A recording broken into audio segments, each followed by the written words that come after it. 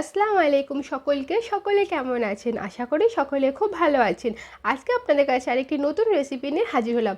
সত্যি বাইরে যা গরম পড়েছে, উফ বাঁচা যায় না, তাই না? এই গরমে কিছু ঠান্ডা ঠান্ডা খেলে মনটাও যেমন ঠান্ডা, প্রাণটাও জুড়ে যায়, তাই না? তাই আজকে আপনাদের কাছে এই গরমে একটু ঠান্ডা ঠান্ডা একটা সাবুদানার পায়েসের রেসিপি নিয়ে হাজির হলাম, যেটা দেখতে যেমন অসাধারণ হয়, খেতেও কিন্তু খুবই ভালো লাগে। ছোটো থেকে বড় কিন্তু সকলে খুবই পছন্দ করবে। তো চলুন ঝটপট দেখে নিই এই রেসিপিটা আমি কীভাবে বানিয়েছি। আর যারা আমার চ্যানেলটা সাবস্ক্রাইব করেনি, প্লিজ আমার চ্যানেলটা সাবস্ক্রাইব করে দেবেন। চলুন ঝটপট দেখে নিই, আর অতি অবশ্যই ভিডিওটা পুরোটা দেখবেন। তো এখানে প্রথমে আমি এখানে কিছু সাবুদানা নিয়েছি। আপনারা যে কোনো সাবুদানা নিতে পারেন, ছোটো ইয়া বড় কোনো অসুবিধা নেই। তো ভালো করে ধুয়ে নেবে একবার সাবুদানাটাকে, ধুয়ে জল দিয়ে আমরা ভিজিয়ে দেবো। তো এখানে আমি ধুয়ে জল দিয়ে ভিজিয়ে দিয়েছি, দেখতেই পাচ্ছেন।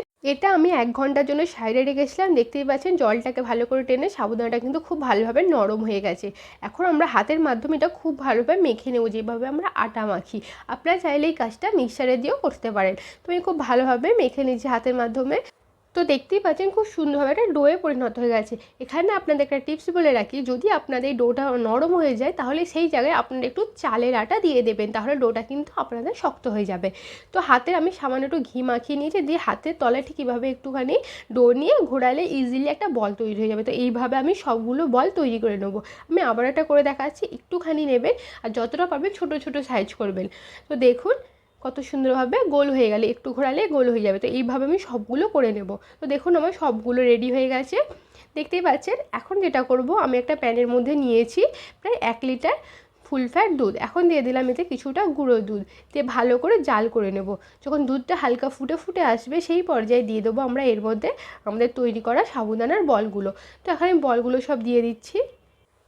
তো বলগুলো আমি সবই দিয়ে দিলাম, দিয়ে এখন আমরা লো ফ্লেমে জাল করতে থাকবো।